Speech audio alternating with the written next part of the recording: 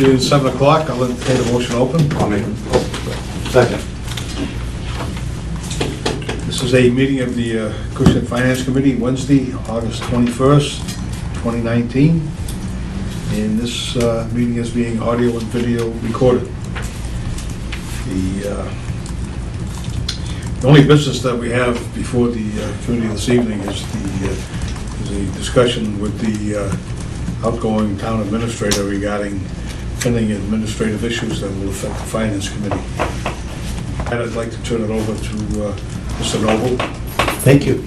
Well, first of all, the Board of Selectmen has made an agreement with our Chief Financial Officer in town to assume the role as acting or interim town administrator as of September 1st. So you're going to be in excellent hands. We have no problem. The continuation of the policies that brought us to this point will continue.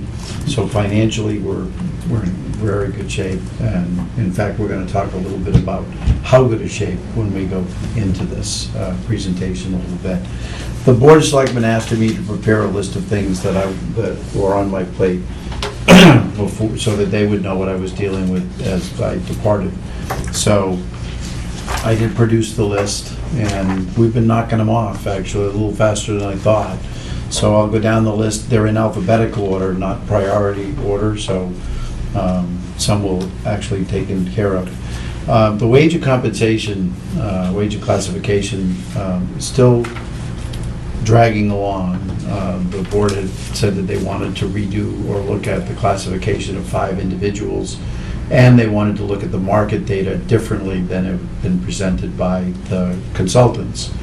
So we have sent out a survey to what they identified as significantly similar towns to the town of Acushnet.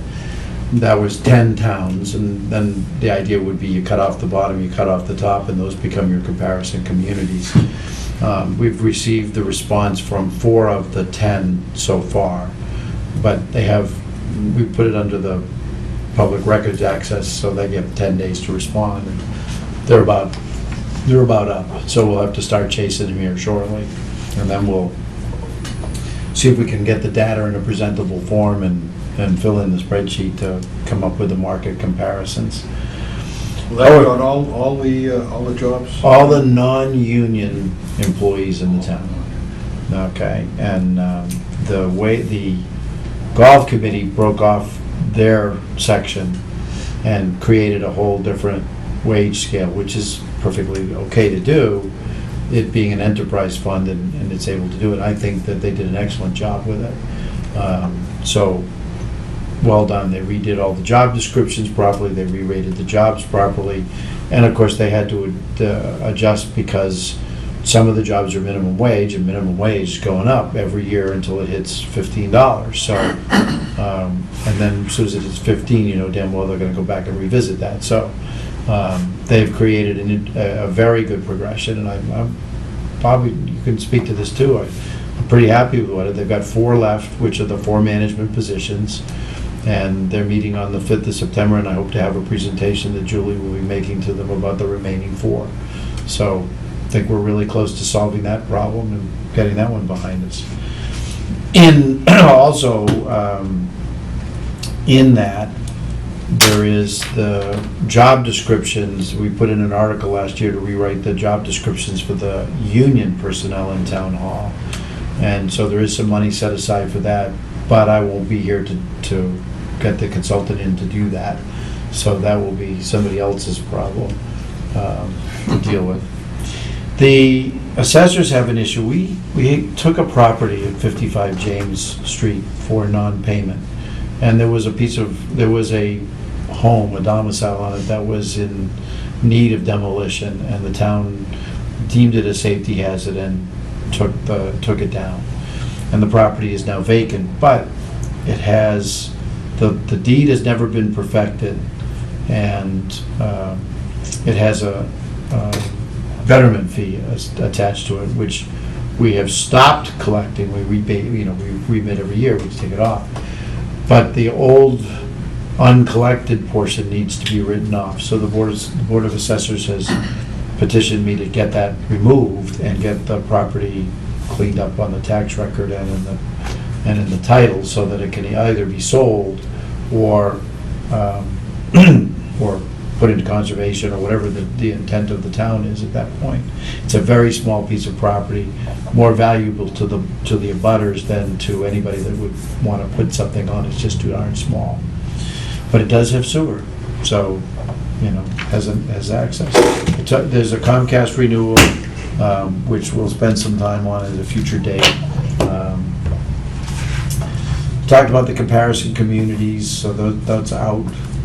We have to, there's a new, not particularly new, but there's a surplus property declaration that the Board of Selectmen has to make now when town decides that property that we own, either real estate property or rolling assets like old vehicles, things of that nature. So we have an actual non-real estate surplus property list to clear off in the next 3 or 4 months. So that just requires a declaration of the board that it is surplus, and then you advertise it for sale, and it goes to the highest bidder. It was a public auction, like? It can be a public auction, or usually it's just a sealed bid. We create the list of product, and you bid on what you want, and it's sealed, and then Will that be up on the? on the website. Yeah, you put it on the website, and people submit a sealed bid, and then on a specific day, you open them and say, okay, Bob bid 50 cents for this, old police cruiser, and if it makes the minimum, like eBay, we give it to Bob. If it doesn't make the minimum, we either re-advertise it or we sell it for junk, depending upon the value of that police cruiser. We have sold a fire engine for as little as $1.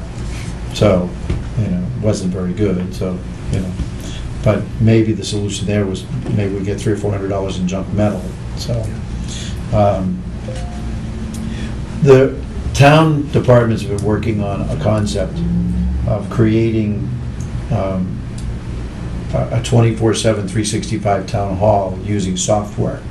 So things like permits, entertainment permits, liquor licenses, building permits, dog licenses, etc., could all be put online and accessible all the time.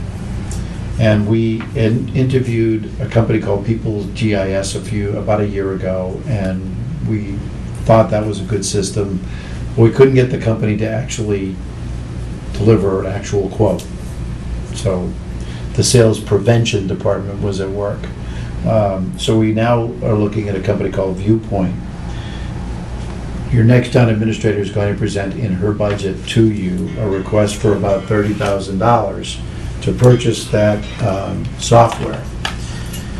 I'm going to suggest to you that instead of putting it in the capital budget, that you put it in the operational budget, because even though the software to renew is only about $8,000 or $9,000 a year, you're going to have to apply some payroll to that software to manage the software, because it is very robust and very capable. So what is the biggest complaint I deal with is I want to use the transfer station, the town barn on Saturday. I call it transfer station, it's not a transfer station, but I want to take a piece of furniture over and drop it off, but I forgot to go to town hall on Thursday or Friday and buy the piece of paper. So you want to do it, you can go online and actually do it. Sell it, buy the permit, and when you get to the garage, you say, okay, here's my receipt, and you can drop the item off. That would allow us to do that as well. It would allow us to renew the dog licenses online. It would allow you to, on Christmas Day, put in a building permit if you wanted to. Or something with the ZBA, and it tracks the process. So if you want to know, if you put in an event permit, and it has to go to the police, the fire, the building inspector, the board of health, et cetera, it tracks where the permit is in the system, who's looked at it, who's approved it, who's added caveats to it, and so that the permit holder can go back and say, where am I? What do I need to do? Or what information am I missing? So one of the permits that the town can require is a trench permit. And the trench permit alone would pay for the software. But trench permit would go into the general fund, so this has to be approved on. But there's an offset, but that would allow us to do more on the website. And it would give people the ability to do business with town hall when town hall is closed. So I'm going to suggest that be put into the operating budget. Would they have the same ability when town hall is open? Yes. So it'd be a Yeah, 24/7? 24/7, 365. That would reduce the workload, or potentially reduce the workload on some of the departments that handle this? Probably, it'll make us more efficient. Probably won't reduce the workload because you still have to look at the permit, and you still have to do the due diligence of a permit. But where was this permit? When we have a permit that requires Board of Health, Building Department, Police Department, assessors, you name it, well, where did the paperwork go and who had it last? So that's always a struggle. Where did it get lost and where did it go through the crate? So online software, you tune in every morning, and if you're the building inspector, it tells you all the permits that you gotta look at today. And if you're behind responding to a permit, it reminds you. So, and if I go on as the town administrator and say, where's Bob's permit?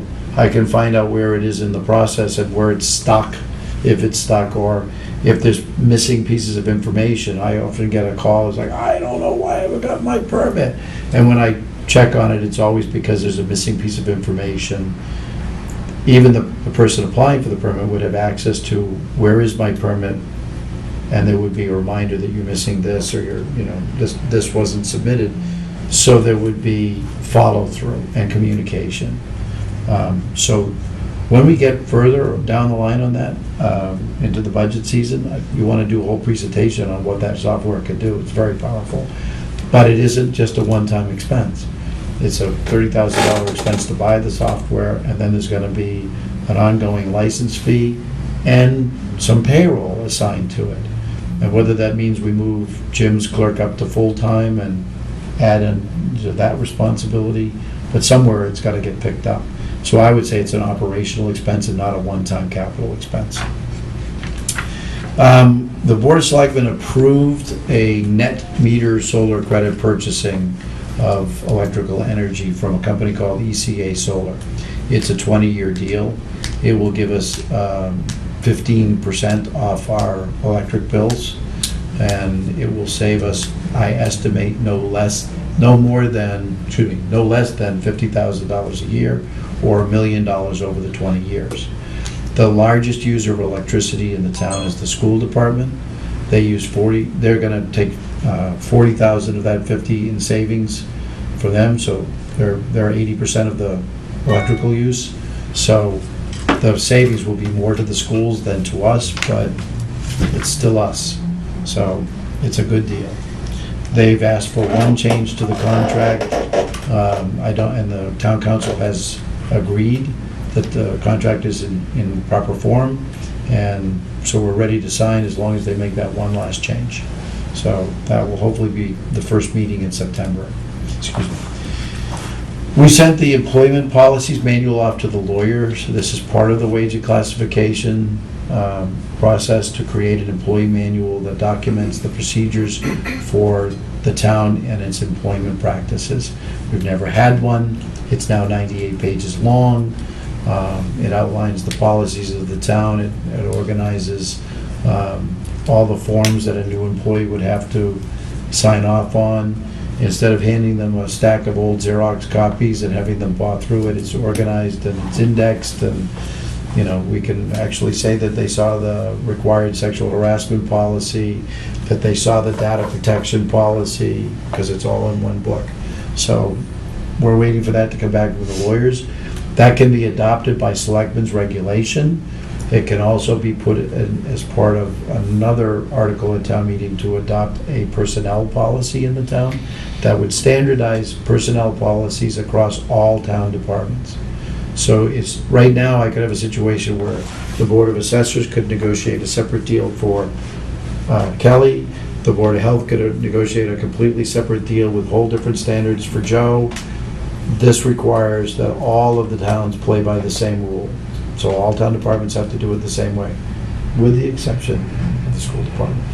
So, I'm gonna have Julie talk a little bit about the financial consultants that we employ as a town and their recommendation that we go for a credit re-rating. As you know, this was one of the things we've always wanted to do since we got here. We think that the town has been poorly treated by the credit rating agencies, and we're now ready for them to come in and do the re-rating.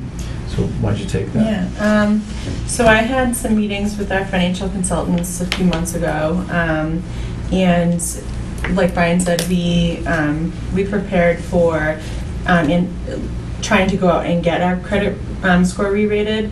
And in the meantime, probably 2 weeks ago, we got a call that Standard & Poor's is mandating that we have a credit re-rate. It was 4 years ago that they did the last re-rating, and we just fell on their schedule anyway. Obviously, the timing could be a little bit better with Brian leaving, but we were planning for it anyway, and our consultants feel that we're pretty set for getting an increase in our rate. If you look at our rating from 2015, we had really good, the Standard & Poor's rating was a AA. We had really good scores in a lot of areas, but the scores that, or the areas that we scored poorly in were relating to financial management policies and our budget, how we did our financials with the budget and how we planned. Essentially, when Brian and I came, how we reworked the free cash, that we kept building up free cash to then spend it to fund the budget. So just looking at those two areas that we scored poorly in and knowing that we made positive changes to that already, we've put more money away into stabilization, where it's not funding our budget over $1 million like it was before. We have new policies and procedures that we've worked on. They feel pretty confident that we'll have an increase in our credit rating.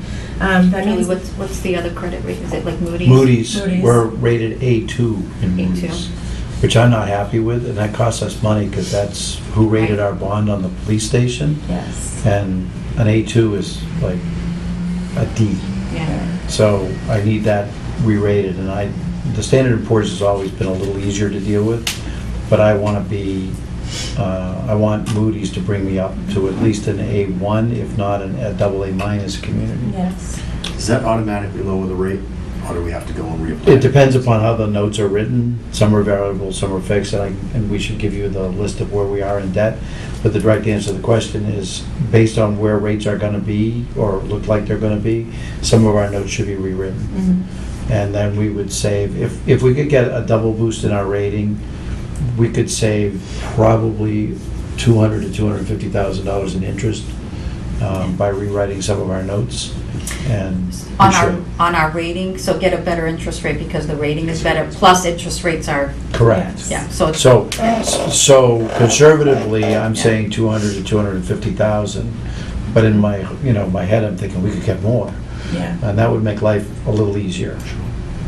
So, and then the other problem is you are coming down to and when I say you're coming down the end on some borrowing and some expenses, I'm thinking 2024, 2025, when some of our notes mature and some of our obligations, like the $1 million a year to Bristol County, cease.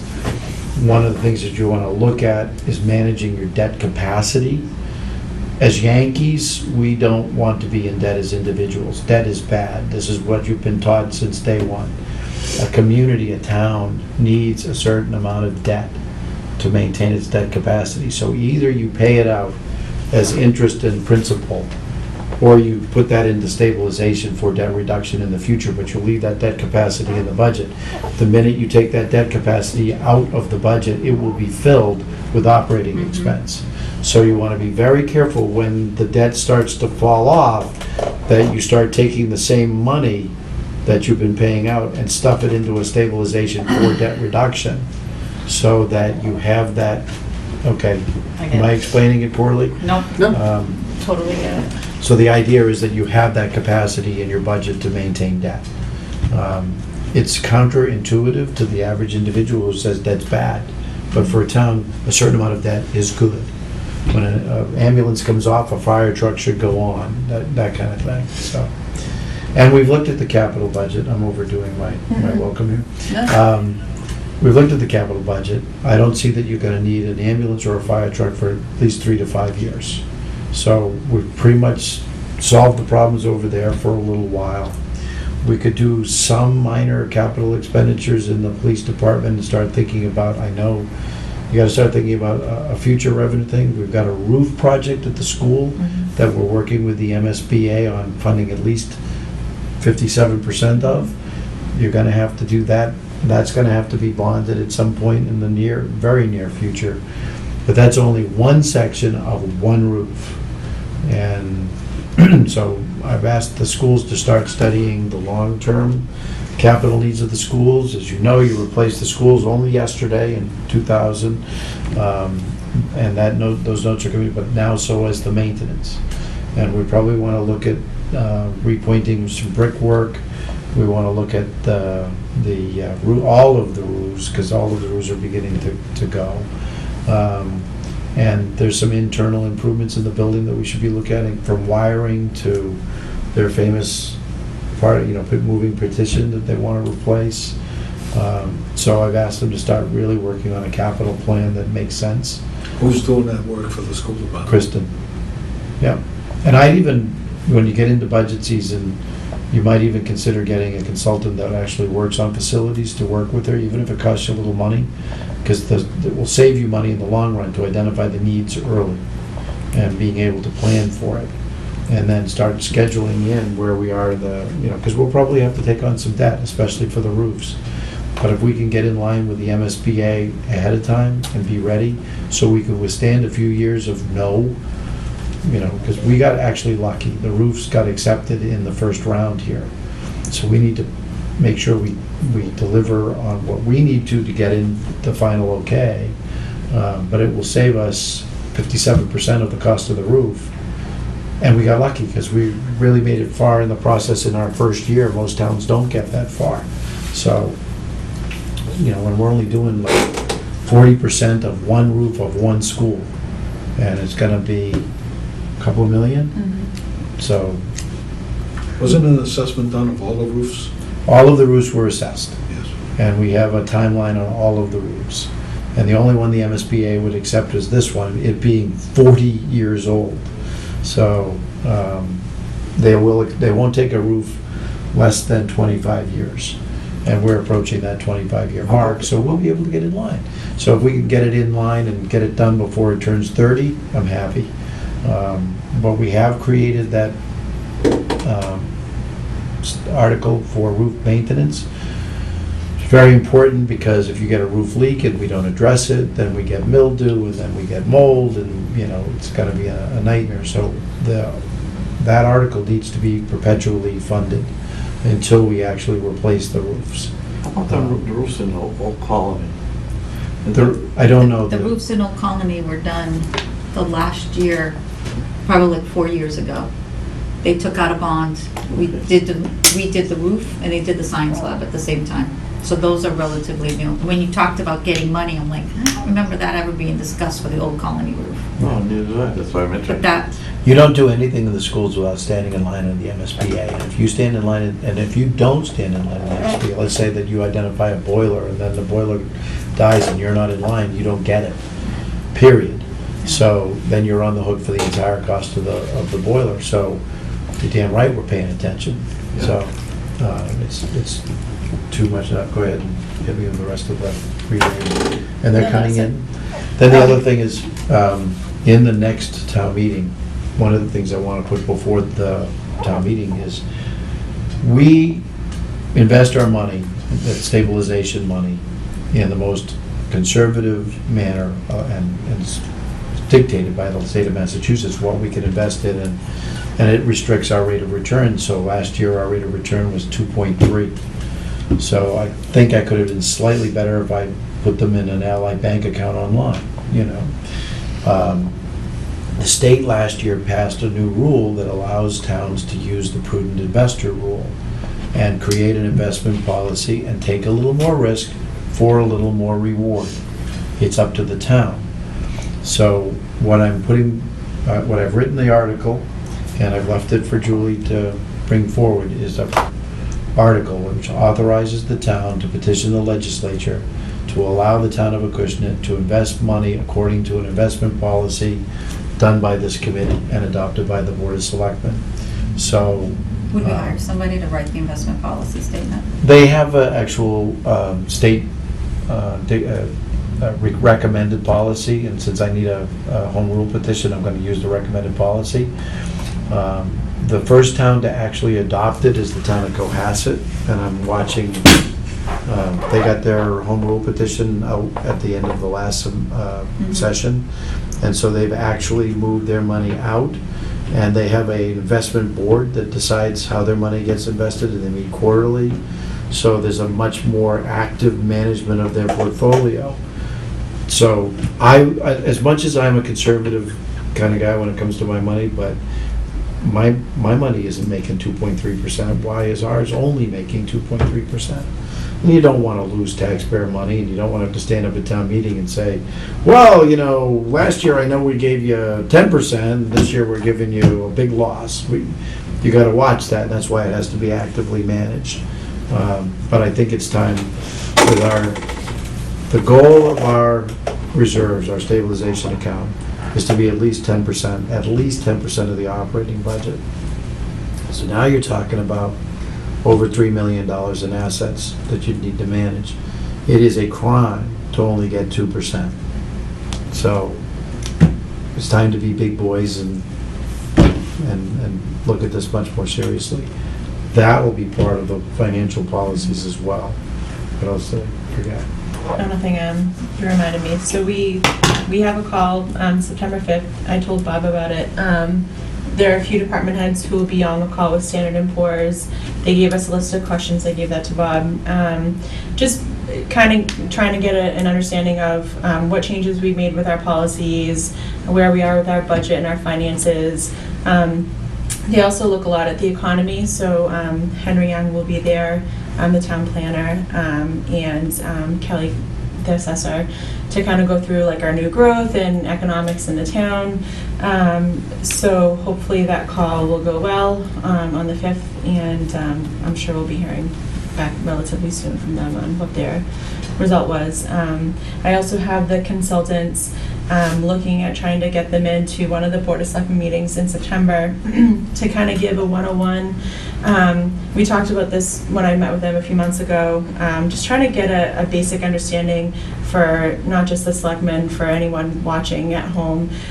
You know, we've had a lot of big financial issues like OPEB, and it's a big concept and something a lot of people don't really understand. They explain it really well and explain why it's important to have a funding policy, and especially relevant to a credit re-rating. Again, the plan was kind of to bring them in here and talk about it and go for the re-rating, but now we've been forced into it. But to kind of give some background on that and why it's important. So hopefully they'll be in at one of the meetings in September, and it will be helpful for everybody to kind of listen to what we've done financially, how we look, like how a lot of the changes that we've made have impacted the town in that sense. So that's where we are with that. Okay. I'm also pleased to tell you that when I made this up a month ago, we hadn't adopted the firefighters contract. We have now sealed that contract, and it's a great contract. It's good for them. It gives performance pay if they meet certain quality assurance levels in care for the for the emergency medical services. This is in my opinion, a model town contract because it treats employees fairly and gives them incentives to perform quality work. And I couldn't have asked for a better group to work with on that contract. I looked forward to sitting down with them because it was constructive. They have a strong sense of where they want to bring the department, and the professional or the esprit de corps that they exhibited was fantastic. And we did have a labor lawyer present who came in with a labor lawyer's, we got to, and he walked out of the room on the first negotiation and said, "This is going too well. Everybody seems to be on the same page. That management agrees with the union, and the union agrees with management. I don't know how to deal with that." And he was running a spreadsheet on the proposals for pay and would literally put them up, and on some occasions he would lecture the union, and on other occasions he'd lecture management. So it was a very good amalgamation of what used to be separate departments now into one unified department. So from budgeting and perspectives and the way the revenue fund is set up for the ambulance, you're in very good shape. We paid for one ambulance outright through the revenue fund. We financed the second ambulance through that revenue fund, and still the revenue fund is regenerating quite nicely.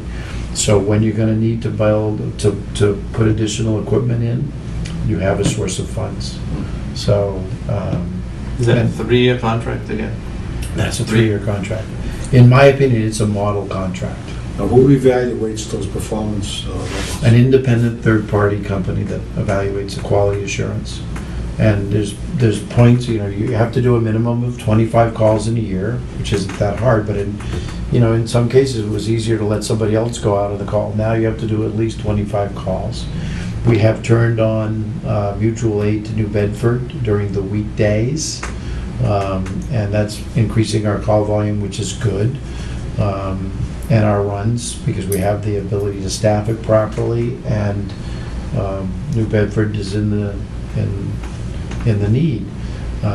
It's a very good setup, and as we go forward, this last few, the calls this year were off, 90 calls? Calendar year, we're off 90 calls. So either people are healthier or they're, having their episodes somewhere else. But now that we've turned on, as of July 1st, we've turned on the mutual aid, so I expect to recoup those 90 calls. So that's good. The golf club, we're preparing, it was Ed Isaac's idea, and it was a very good one, to prepare a forecast of where are we and where we're going to be based on some assumptions that Bob penned out. And Roger Cabral is building a model to say, where are we between now and the time we pay off our debt in 2027, and what will the economics look like, and what will the financial forecast of the golf club be for the next 7 years. And he's pulling data from you, he's pulled data from me, he's got Steve Tibble's forecasting out the useful life of equipment. So hopefully we'll be able to speak more intelligently about the long-term viability of the golf club and be able to plan until that debt is paid off. Particularly, the biggest complaint everybody has about the golf club is the clubhouse. In a good, prudent sense, advocate taking on any more debt until we solve the debt we have.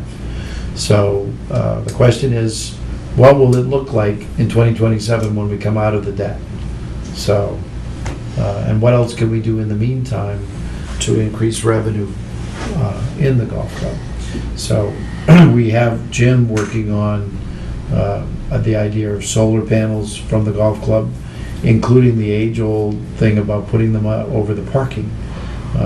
That was not economical 3 years ago, but we now have another proposal from a company that looks economical. But the electricity can't be sold back to the grid because Eversource hasn't got the correct infrastructure up on that end of town to do it. But we're close enough to the schools, the highway garage, and the golf club itself that we could use our own electricity. So that could save us some money and give us a return on that investment. Jim's looking at that.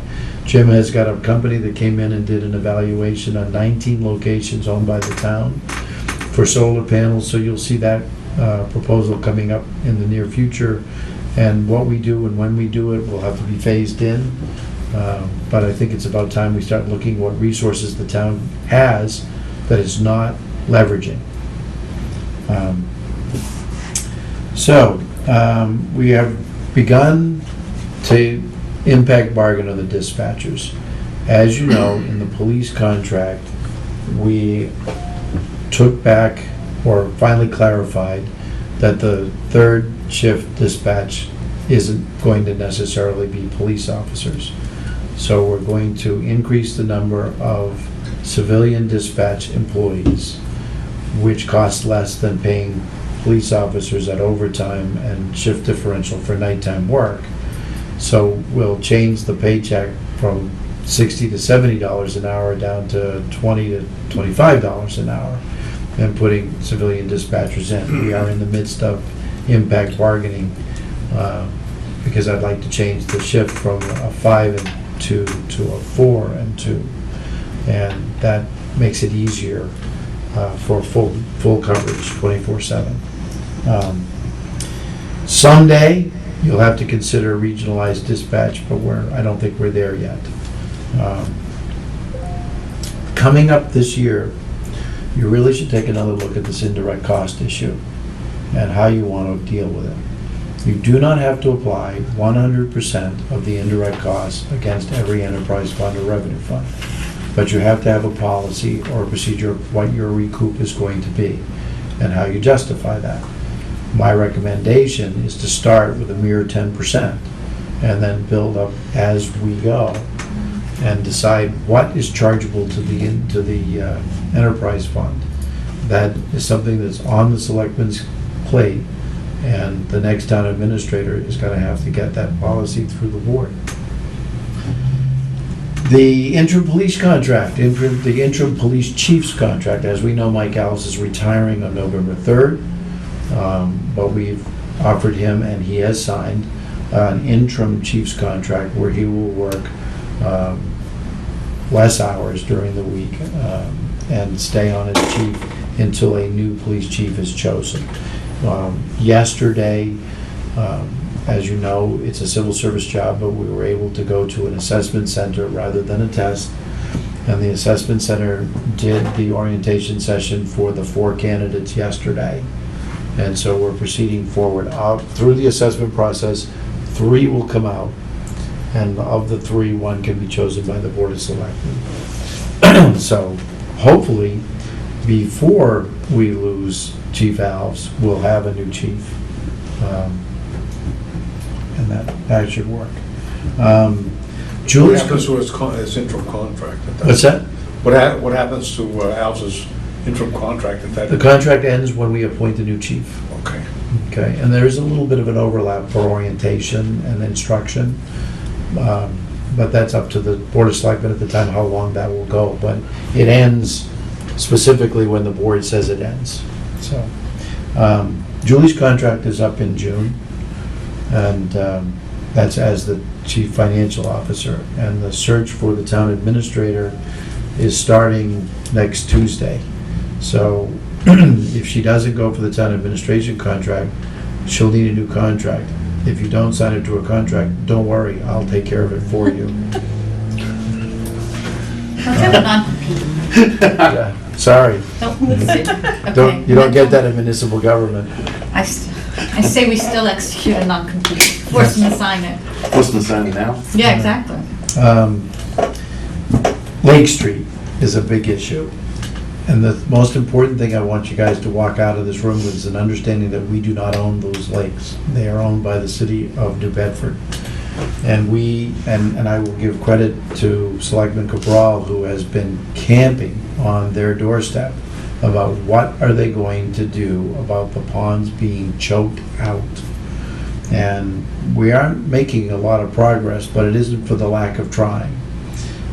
But the most important thing that I need to get across is it isn't us, and we don't own them. It's like if your neighbor doesn't mow their lawn, you can mow it for them if you want to, but the town can't.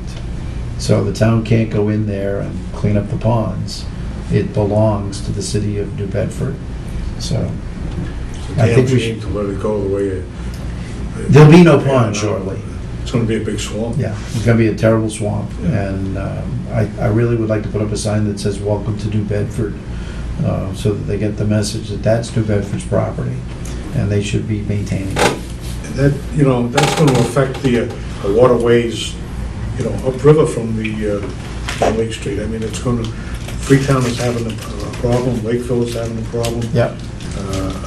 And that's gonna further impact, I'm watching Lakeville because they're actually doing an experimental herbicide to clear those ponds. So the difference is the ponds they're using it on are not reserved drinking water supply. So even though New Bedford, in the entire time that New Bedford has owned those ponds, has never used them for drinking water, they are still slated to be drinking water. I wouldn't even swim in them, let alone drink it. But that's what they are. The nitrogen loading in the pond is very high, the oxygen level is very low. The E. coli at this time of year is very high. And no one's supposed to be taking any water out of that for any agricultural use, but we know that it does happen. I'm just not sure what you're spraying on your crops. So, and there's an awful lot that comes down in nitrogen loading from the cranberry bogs upriver. So it's not just our septic systems, it's a systemic problem.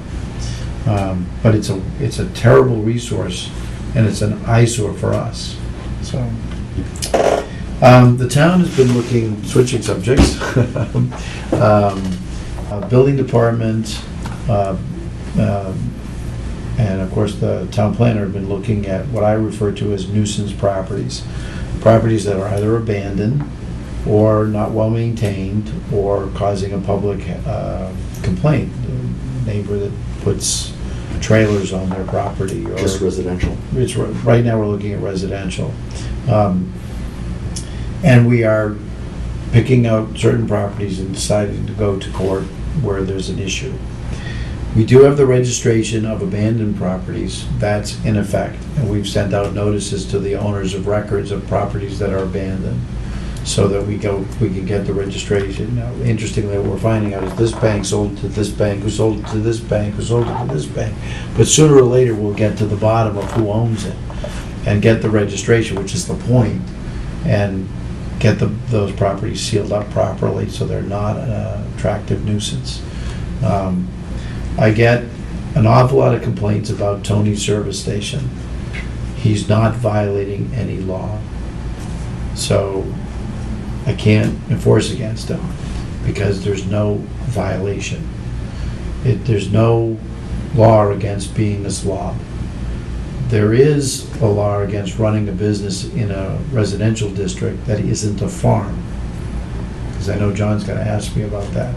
And we are looking at that closely. There are approximately 50 properties on the list. I can't enforce against all 50 at one time. So the goal is to start with 3 and keep adding one every time we solve one until we get down the list. And my goal would be that sooner or later word would spread, and maybe by the time we got to that property on the list, they would have self-cleaned.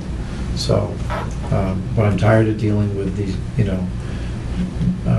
I get a phone call probably once a week about a property, and, I look out my kitchen window and this is what I see, and how can you possibly let this happen, and it hurts my value, and it becomes a public nuisance, and then we can pursue on that, either through the Board of Health or through the Building Department.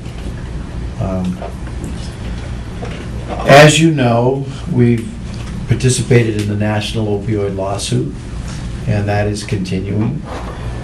How much we'll get and when we'll get it, I don't know. But we need to stay on top of it.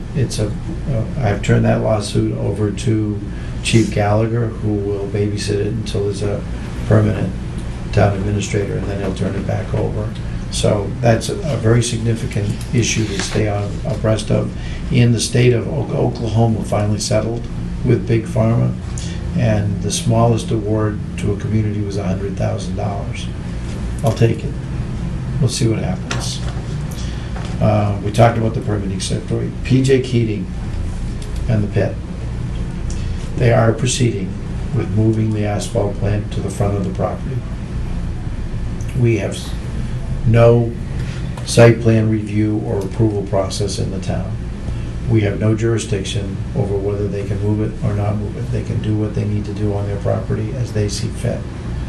However, we have put them on stringent notice that if they create a public nuisance with noise, dust, etc., that we will enforce to the full extent of the town bylaws and the laws of the Commonwealth. So you move it at your own risk.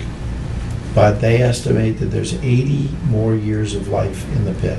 So for those neighbors who thought it would go out of business in 10 years, forget it. They estimate 80 more years. Just that street cleaning is a public nuisance. Well, The it's a one that 6 hasn't caused so many accidents, yeah. That guy, I mean, you know. Well, the problem is the town asked them to clean up the street because it's their dust, okay? So they run the street sweeper 2 or 3 times a day, Oh, but he doesn't pull over He does it, frequently. he does that normally during the lunch hour, when it's rush hour, when everybody's trying to go there, and that thing's out there, and people are going crazy over there, passing them. So when somebody has killed up there, whatever. The other problem we have with it is he doesn't put water in it occasionally, and that creates a worse Even problem. better, yeah, exactly. So, but we keep a track on it. When we catch them, we stop them. And if they're doing it at lunch, they don't have to do it at midday. So, we are still working on the police contract. It's only a year out of date, but we have a memorandum of agreement. We're down to one point that separates us. I'm hoping that I can put that before the Board of Selectmen, or Julie can, on the first meeting in September. I'm crossing my fingers. We're that close. We're going to come back to Sewer Summit in a minute. We're going to do a test with vehicle tracking software with T-Mobile. We're going to start with the 2 senior citizen vans and the 2 ambulances. It records not only where you are in real time, but it also it goes after preventative maintenance. It knows, it talks to the computers, the computers in the car, in the truck's engine, tells you when it needs an oil change, when there's something wrong with the fuel pump. It records, it gives you constant feedback of miles per gallon.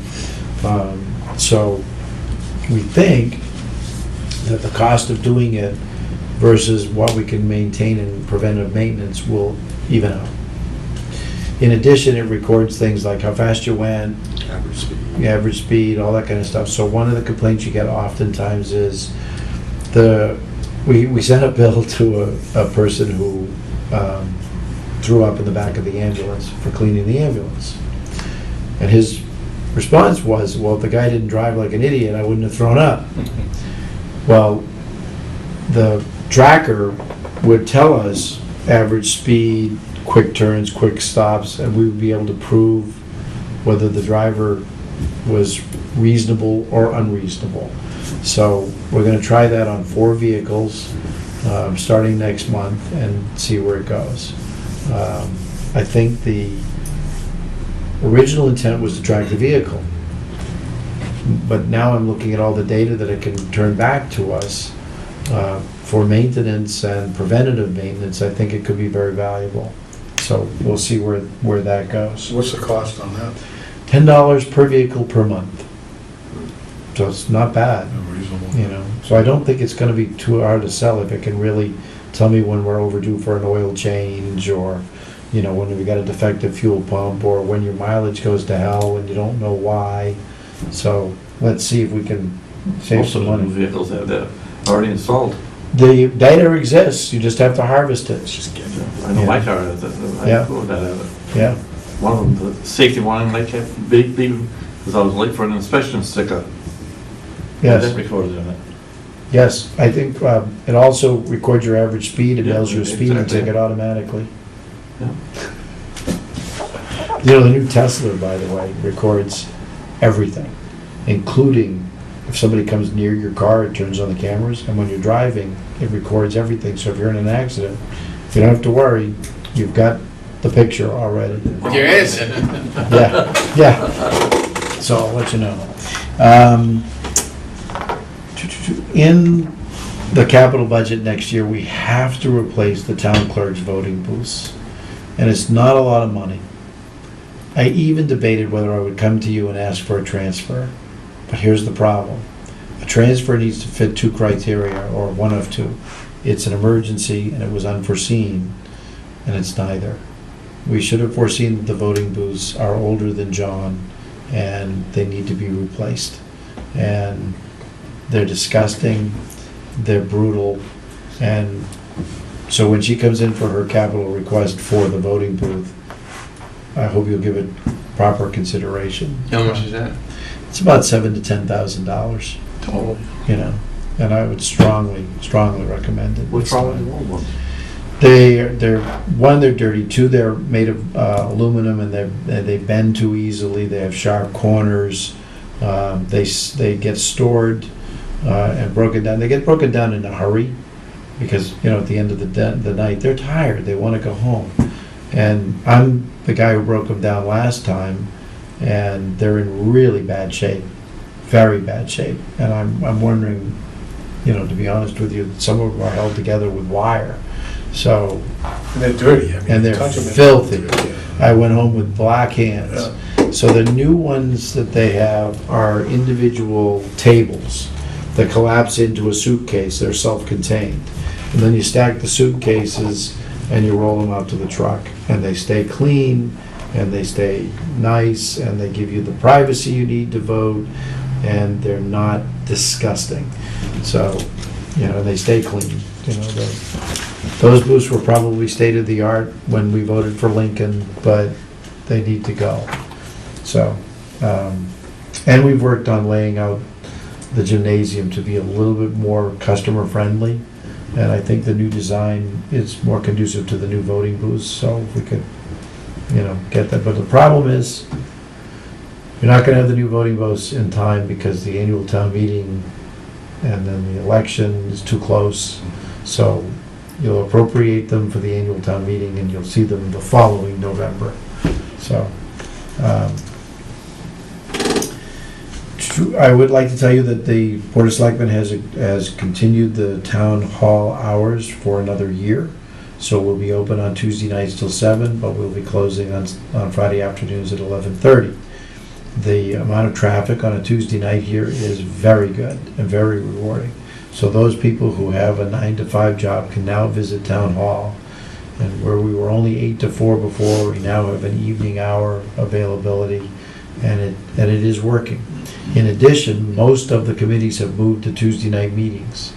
So it means that the planning board is running into the ZBA and the Board of Health in the hallway, and the communications level is increasing dramatically, and their ability to attend each other's meetings is growing.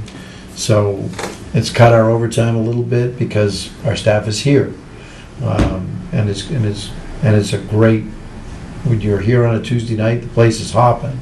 So I recommend, you know, even if I could expand it, I would. But I only have 35 hours I can play with, but this is working. There are two things that the town needs to address, and soon. One of which is the town bylaws are very out of date, not the zoning bylaws, the operational bylaws. And I would strongly recommend that and I believe that the Board of Selectmen is accepting this recommendation, they need to be rewritten. It might require a consultant, it might not. It just needs a good committee that will buckle down and do it. And then they need to be codified to put onto the web. But our bylaws are terrible, and some areas we're totally uncovered, and other ones we have a really old bylaw that doesn't make any sense. So I'm really hoping that the bylaw review committee will literally take that job and that role seriously and relook at all the town bylaws, not the zoning bylaws per se, but the town bylaws. Also, at the same time, the next town administrator needs to redo all of our town operating policies. We're doing the employment policies, but we need the operational policies done. We adopted about 20 in my tenure here, and we probably have another 20 or 30 to go for the proper operation of the town. It's not that we aren't operating properly, but we haven't documented it, and it's not done by policy, and it should be. It should be in a book, and everybody should know what the deal is. So hopefully we can do that.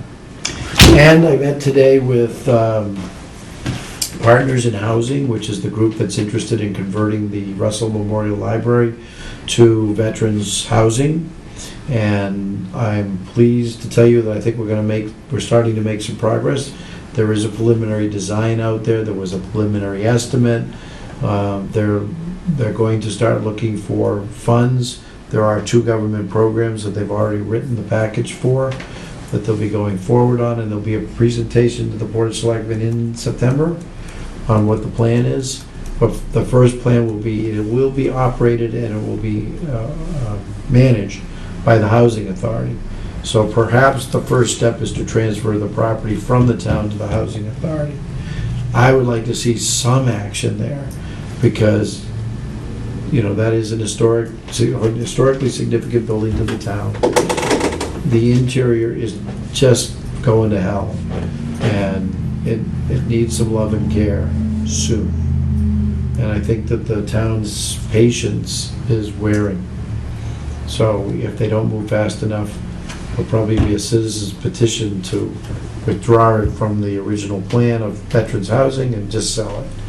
The problem is, in the just sell it, you're not gonna get much, because there's asbestos on the property, it's mold, it needs a new heating system, it needs new insulation, it probably may not need a roof, but it's gonna need some repointing, it needs handicapped accessibility. There's a time capsule that's buried on the property that cannot be disturbed, so we're gonna need to deed it, and deed restricted. And there's a veterans memorial on the front lawn that needs to be deed restricted, and because it's a significant building to the town, we probably want to deed restrict the exterior as well. So we probably end up selling it for nothing, $100,000 maybe, and whoever took it over would have to spend a lot of money to clean it up, and then probably in turn flip it over to some other use, whether it be offices or residential, and they'll probably make good money. So my concern would be that they need to do it soon, or this may be taken out of our hands. So, now the only thing I didn't cover was, what did I want to go back to? Oh, the sewer center. The comprehensive wastewater management plan, which was approved November before I started here. Remember, I came and pitched it to you, and you was an employee here. It will be ready for review, and Chairman Cabral has said that he wants to do a sewer summit and bring all the boards that will be affected by a major sewer initiative in this town: health, planning, finance, building, any committee that desires to come. Plus, it needs to be public, so that we can talk about the sewer implementation. They've identified 7 needs areas in the town. The cost is staggering, and we need to look at the approach on how we do it. There are several ways to do it, one of which is to do it in-house, which means we could save money because we would skip the prevailing wage requirements. The other way to do it is to go to get a Mass Works grant, which is 0% interest money, but you have to bid it out, and it's a private contractor that installs it. Maybe the answer is, and then there's another proposal that would be nitrogen-reducing septic systems that would be installed instead of sewer, that the Board of Health could mandate and say, if we don't do sewer, but you need this nitrogen-reducing septic system when you replace your septic system. Either way, you get there. Maybe the answer is not one approach, but a combination, something from everything, and in each different area. But just to give you an idea on pricing, let's take needs area 2, which is basically the White's Farm, Nye area. Just the design work to put the sewer in would be over $1 million, just the design. Then there would be the construction, and there would be a betterment charge assessed to every property. And the initial estimate is the betterment charge would be perhaps in the neighborhood of $40,000. That's staggering. Some people might think that's a bargain, other big people might cry. We want to make sure that that price is the lowest we can make it, so we don't crush homeowners. But sooner or later, now or 10 years from now, gonna have to put sewer in, gonna have to reduce the nitrogen loading. We know what the price is today. If we did it 10 years ago or 20 years ago, it'd have been half the price. In 10 years or 20 years, it'll be double the price. Right now, there's money available to do it. Then, 10 years from now, will there be? And when the price is even higher? Don't know. So I think the answer is we can't stick our head in the sand. We're gonna have to look at how we wanna do it.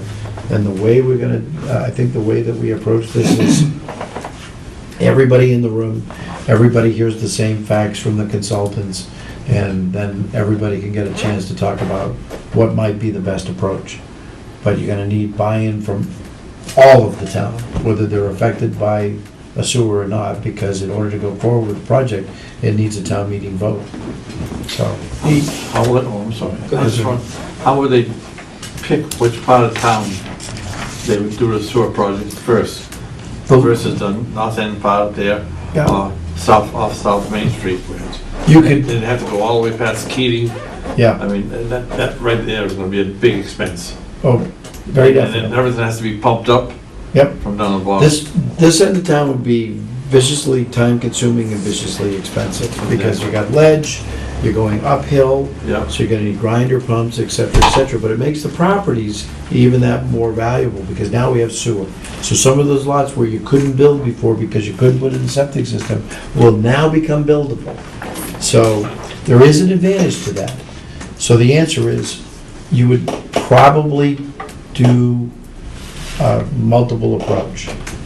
I would recommend we farm that one out. We go prevailing wage and we take the Mass Works money at 0% and we bid it out. But that's a major project, and digging up South Main Street is a state road, and we're gonna have to deal with the state of Massachusetts, so the planning period for that could be as long as 5 years. But the other needs areas, some needs areas are low-hanging, meaning that they would be gravity, so that we would probably use our own crew to put it in once they were engineered, and that could save us money. If you look at the demographics of our highway department, let's say we added 2 or 3 more employees to the highway department while we went through the sewer construction phase.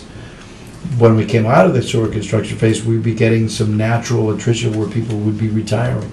So you might beef up and then let it slide back after the project is complete. But some of the neighborhoods they're considering could be well and easily fed by gravity, so we could do that. We have an underutilized pump station at the school, but it can only take so much volume because of the size of the pipe going up to New Bedford. So we'll get some, but probably not all the use out of the pump station that we would have liked.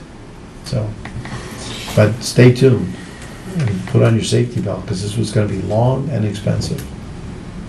The study, the Clearwater study, would it link up why the nitrogen, where the nitrogen loading is coming in to the lakes?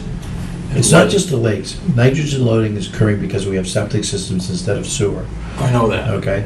And what the impact is, it's going into the Acushnet River and then going to Buzzards Bay. That's the problem. Mhm. You know, because you're linking the lake problem. Is the same Study problem. whether Yep. it indicates maybe that would have to be a priority area because of the consequences that we're facing with the lake. Not yet, because our demographic and our concentration of residents isn't high enough to be the problem of the lakes. So we're downstream, the problem's coming from upstream. Are we a contributor? Sure, but we're not the cause. Even if I went, into that neighborhood and shut down every septic system, we wouldn't solve the problem in the ponds. So therefore, when we're talking about the lakes, it's not, then therefore, what we have to be looking at is maybe a regional approach. Yes. And a really comprehensive regional approach for that whole area. Yes. And therefore, maybe that's something that should be, looked at, whether, the state legislation, No, DEP grants. is gonna look at that. Huh? DEP is looking at that. Yeah, I think we, They So will, or they are? they are. They are. Yeah, they're aware. And the problem is, it's, for us, we're a contributor, but we're not the cause. Okay, so the problem is, by the time it gets to us, it's already pretty heavily nitrogen loaded. So, you know, are we contributing? Sure, we're contributing, but we're not material. So the problem is coming upstream, and every community is under the pressure of the CWMP and moving to a septic, to a sewer system or nitrogen reducing septic systems, which is a technology that's not fully here yet, but in 3 to 5 years could be very well evolved. So, Could the Buzzards Bay Coalition be involved in some type of regional approach in that whole Well- area? they certainly might be. I mean, as you know, at the moment, as you know, they're suing Marion, and they forced the expansion of the sewer in Marion. I'm not keen I'm on just tossing an being sued idea. by a charity, so they've done some really good work. And they... And then let it all grow over again. Hmm? They did all that work down there and they let it grow all over Right. again. All they did was Right. make a fancy wall. Yeah. Ridiculous. They have some nice, the trails do link up behind the senior center, and so that, and the seniors seem to like it. But because of the mosquitoes and deer ticks, it's not as popular this time of year as it is at the fall or the spring. So, but I have walked that property and it's pretty nice. I've been down there. Yeah, I've done it's it pretty nice. in the fall, The winter. trails are good, so, yeah, but, and that's what's on my plate. Now, one more thing, just, if I'm taking too long, just tell me. The big question is, what are we having Jim do, and what's Jim's team working on? And so I'm just gonna go down the list that we have here. We have the solar panel project going. They have to renovate the assessor's office, which is the last office in this town hall that's occupied that needs to be remodeled. The Council on Aging, we still want to install the showers to make it a shelter. That project still remains to be done. In the collector's office, we want to finish the countertops. That's still to be done. We also want to take what used to be the old town clerk's area and redo that, move the file cabinets and the personnel records from this end of the building to that end of the building, so it'll be closer, obviously, to the treasure collector's office. Then I want to take all the junk that's in the hallway, which euphemistically is the mailboxes, the copy machine, the water cooler, the postage meter, and put it into that the old treasure collector's office, so that it can be behind a locked door and is not just out in the middle of the hallway. Make it a little neater and a little bit more responsible. So, okay, we still have on the fire department to remove an old chimney on Station 1 and wash the roof where it's been soiled by that chimney, so we'll do that. We'd like to jack up the clubhouse at the golf course, because as you know, it's sagging, and Jim has a plan for doing that. It's brilliant, really brilliant. So if we get it, the time to get it done. The Historic Commission has 8 projects they've lined up for Jim to do, not one of which takes less than a month. So I could start a whole crew just for that. What the historic, I'm sorry, I didn't get The it. Historic Commission. They want to finish painting the museum, paint and install all new shutters, install gutters at the meeting house, repair roof section and gutter line at the meeting house, construct an ADA compliant ramp. The museum has a leaky basement, and she'd like that fixed, but we don't have a plan, but we want it fixed. So, and I want it done yesterday, so it's an issue. The library has 1, 2, 3, 4, 5, 6 projects on his plate. Parting ways, we need to finish the vault, although we're all about 90% of the way done now, and we're now occupying the vault. So if you haven't been over to see that, it's pretty nice. Take a tour of the vault. We'll have school tours. We are going to start in the spring the exterior of the Parting Ways building. So that would be removing 2 layers of old siding, the shingle layer and then the clapboard layer, and then insulate the wall cavities. and then put some new insulation board in, installed some new clapboard, painted to match, repaired the trim, and also in the process installed the mini splits that we got approved at town meeting. So that's a lot of work. And we're gonna do that with in-house labor. So if it's slow, it's saving us money. But the building inside right now is pretty damn nice. And if you haven't been over there, you should look at that too. The police have one project ripping up some old linoleum in the locker rooms and putting down an epoxy floor. Believe it or not, we're already making changes to a brand-new building. So, and in Town Hall, we just finished this fence out here. I don't know if you noticed it when you came in. I think it finally looks good. I got a little criticism because the nice side of the fence is facing us and, you know, it makes it look like it's the neighbor's fence. I don't care. It's clean, it's nice, it's new, and if the neighbor's happy, I'm happy. We would like to finish the canopy. If you look at the front of Town Hall, the canopy underneath is all black. And that was because when we insulated the roof, the attic, it created too much moisture. It didn't breathe as well as we'd like. We've now got vents in there, so it does. So now we can paint that and get rid of the black mildew that is accumulated there. So that's a project that I'd like to do. I don't know if we'll get it done before the snow flies, but we'll try. And then the whole second floor of this town hall building needs to be redone. The goal would be to move the selectman's office upstairs. The selectman's office doesn't need to be on the first floor. And then turn the room that we now have Lisa in to another hearing room. We are desperate for hearing rooms. On many occasions, the selectmen have been meeting in the next committees, waiting for the meeting room. I'd like to be able to have 2 meeting rooms so that we can use it, and it can be controlled out of one control room for the recording. Hi. And the other thing I'd like to do is, we installed many years ago low-flow toilets in the town hall, which don't flush and leave residue behind. And of course, we need to replace those with still low flow, but got a little more force. So instead of standing there and flushing the low flow toilet 3 times, which defeats the purpose of a low flow toilet, we need to replace the toilets and get them properly so that they evacuate entirely with less water. That's what's on Jim's list. That's all on Jim's list? That's all on Jim's list. That's all there is? That's all. Who who's prioritizing? Jim, Okay. yeah, and he's pretty good at it. And the problem If is, you hold the handle down when you flush it, takes everything out. right. If you just hit it like that, forget about it. Well, we put the auto flushes on, which has actually helped. Yeah.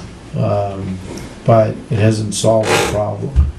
So, and then they, you know, because we put the auto flushes on because people would kick the toilet rather than flush the toilet. So the next problem I know is I've got water shooting out, you know, because they kicked it one too many times and broke the porcelain. So we're at least solved that problem. So. Does Jim have the ability to reach out to the sheriff's department? Yes, Except and he painting does. And he does. So I've seen them up at the Yeah. museum painting. Problem you run into with painting is the weather's gotta be right, and then you have to be on the list, and you have to get enough time for them, because they're in high demand.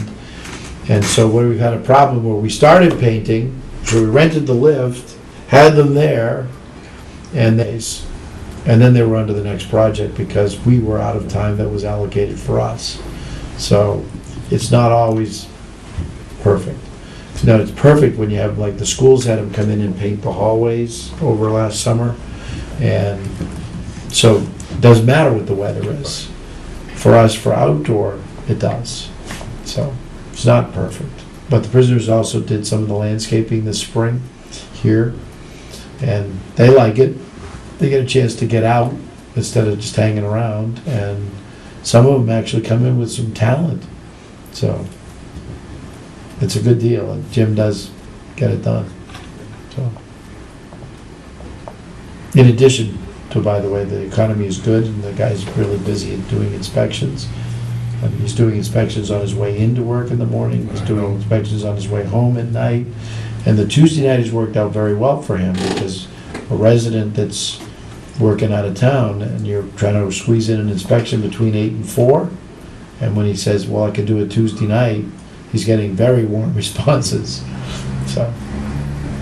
So he's working the same shift on Yes. on Tuesdays? Yeah, except unfortunately, he's been around on Fridays. I've been here and I caught him in the office. What are you doing here? Well, I had an inspection, the homeowner needed it, and I needed to come to the office to get something. And so he's very flexible with his hours, and he puts in far more than, we call for, if that makes sense. And the stuff he's running right now he's got 2 crews, because we've got the lawn crew, which I would like to put the pitch in to renew. We've had a great season with them. And it freed up the DPW. It's really bad to have an employee for the DPW at the price of an employee of the DPW mowing the lawn. So we've had the lawn crew all summer long, and it's been a godsend. And our properties look pretty good, and we were able to keep ahead of it. So we did have to buy a new trailer this year, so if you see a little $2,000 hit in the budget, we had to buy a new trailer to move the lawnmower around with. There's been a couple of times where one crew has the truck because they need to do something, so Jimmy's using his own personal car to tow the town trailer around. I hate to see that, but sometimes that's the way it is. So, I don't know if we go out and buy a new truck for that, or maybe we wait for something coming out of the DPW that's got some usable life. I don't know. He's definitely an employee that's all in. Oh, yeah. Yep, he's very upset with me, so. Most everybody said congratulations, Jim got mad at me. Yes, I'm sure. So, it's great. Thank you, that is what I have. What questions do you have of me? Because ask now, or you got Julie. And she's not as nice as I am. Oh, really? Yeah, when it comes to money, man, she's brutal. So, Any questions for Brian on the financial aspect? No, I was thinking as you were talking, what projects do you think that will impact next year's budget? Other than you mentioned, the voting booths. yeah, voting was minor. Fine. I want to create a fund of money for building maintenance. Okay, one of the things towns are really good at is building things. What the town's not good is maintaining them. And the problem is maintenance issues come up without a lot of knowledge, from a home ownership. It's, I thought that would last another year, but it didn't. So one of the things I would like to advocate for is an article in the warrant this coming year, about 50 grand for town building maintenance, for what I call those surprises that you need to take care of. Like a revolving fund? Not so much a revolving fund, but a replenishing fund. Sort of like the same way we built the town roads article this year. We put $250,000 in to supplement the Chapter 90 money, and that's what's paying for Main Street right now, because it was not in the road management plan to have suffered water damage on the side of Main Street and have to cut out a section of Main Street because it was undermined. And that's what Dan's doing now. So I'm going to encourage you to refund, keep filling that fund, so that at least to $250,000, more when you feel generous and capable. But that's a very valuable fund to supplement 90. You can't maintain the miles of roads we have with just the Chapter 90 money. It doesn't go far enough. We have a pavement management plan, it's good, and probably you need to have a presentation on how the pavement management plan works and why, for example, we'll spend money on Middle Road, but we'll let another road go that's even, is in terrible condition. And the goal there is an F road is an F road, and you want to maintain your roads that are, if a road is an A and it slips to a B, that's okay, but if it's a B and it slips to a C and you spend a little money, you can keep it in a B. So the best way to describe it is Middle Road is $1 million road. If I have to mill and reclaim that road, it's going to cost you $1 million. But if I can maintain that road a little better each year, I can make the useful life of that road stretch. So you keep your good roads good, and sometimes it means some of your bad roads are gonna stay bad for a little longer. And hopefully we can pick out one or two with the fund of money that we can catch up those bad roads. But if I had $5 million, I could fix all the roads, but I don't. So we're gonna patch and repair. And the other one is Hamlin Street's a disaster, but they're not gonna do the bridge for 3 more years. Oh, they think they're fast tracking it, by the way, so please don't get confused. I've heard that Yeah, 25 years ago. yeah, they are, but hey, I got the design, we've got the funding, we're on you can see where we are on the priority list. It's gonna happen, but it's still 3 years away. So I'm gonna have to do some patching on Hamlin, but I don't wanna do the reclamation of that road, because if I do it now, they'll wreck it when they do the bridge. And please remember, that road's gonna be closed for a year while they do it. So, or at least it's gonna be closed through traffic for a year. Right now, we can't drive an ambulance or a fire truck across it anyway. So, we're either having to put equipment on the other end of town or drive it around, so. So the other side of that coin is, it's a management plan. And if you fixed all the roads that were in the lowest percentile, the F road, if you will, the failed road, then you would be this would be done at the cost of letting your good roads slide a little bit, and it'll cost you more to bring those roads back up. So you have to sort of balance them out, so. But it's counterintuitive. Why are you spending money on a road that isn't failed when I got a failed road over here? It's natural. I think I bored you enough. So, John's fallen asleep. Not quite. Not quite, not yet. Next item that we have here is not on the agenda, but I took the liberty to get a citation printed up for Brian. And it reads, the Town of Acushnet Finance Committee official citation. Be it known that the Acushnet Finance Committee hereby extends its thankfulness to Brian Noble in recognition of your professional support and dedicated service provided to the Acushnet Finance Committee. We commend you for all of your hard work. Awarded this day. Oh, it's very nice of you. Thank you very much. Thank you. Really appreciate, the level of service that you provided to us, as well as Julie, but, it's been a tremendous help to the committee. It's cut our workload to a significant degree, and really Definitely streamlined the ahead. process as far as I'm concerned. And You've been fun to work with. foremost of my mind, you had the ability to bring different town departments to work together. Mhm. That's something that we haven't been able to do. I was a selectman in this town a long time ago, and I tried to do that, and I wasn't successful. And I know a lot of other, town officials attempted to do that, and none of us were successful. And you were able to pull it together, and I think that's, in my mind, one of your biggest accomplishments Well, in thank this you. town. You have very good department heads. They're very devoted and loyal to this town. And I think you're gonna be well served by them in the future. Serve them well as well. Or I'll take them away from you. Yeah. And you won't be bashful about it either. We're getting him to sign that non-compete. We need to Yeah. get him to sign that non-compete. He's not getting that unless he gets the non-compete. So- Oh, there you go. Does anyone else have? Good luck, Julie. Oh, yeah. She's gonna be fine. She's gonna be better than me. You're gonna be so happy. She is the brains of the operation anyway, so you're. We always knew that. For the next 5 years. We finally got to stop smiling.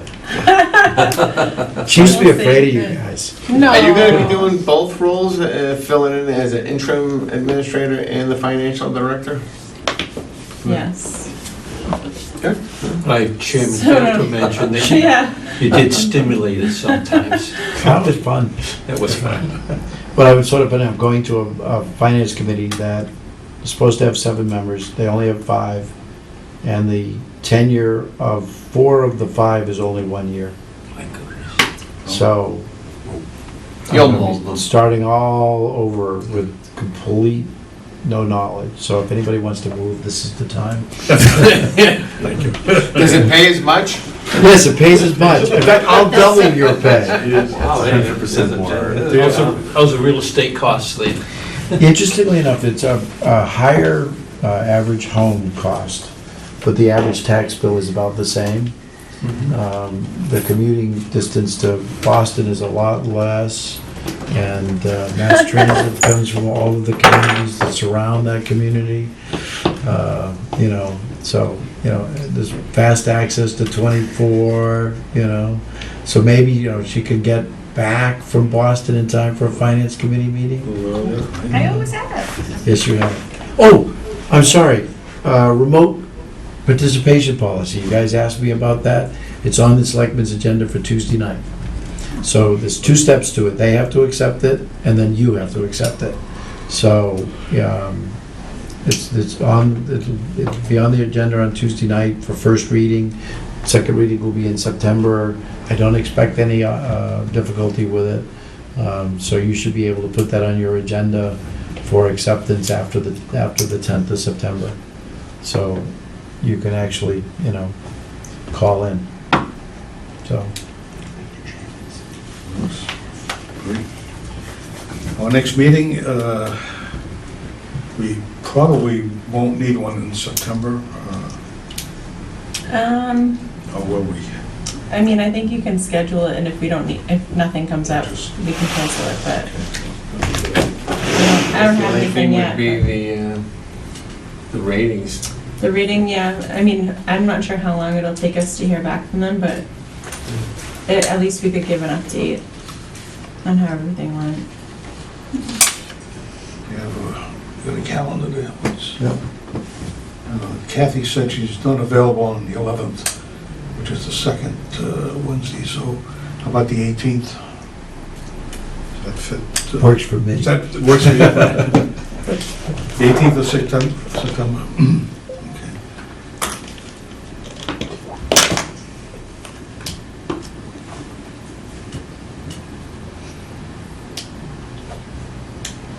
And last but not least, we wish you the best in your new Thanks. venture, and Very much. I'll miss you all. sorry to see you go. Yes, very sorry.